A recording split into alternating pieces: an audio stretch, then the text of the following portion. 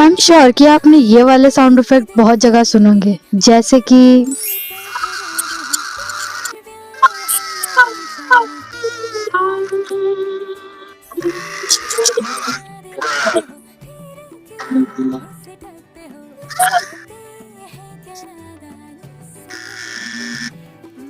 And उसके लिए ये वेबसाइट कहाँ मिलेगी, वो भी फ्री में।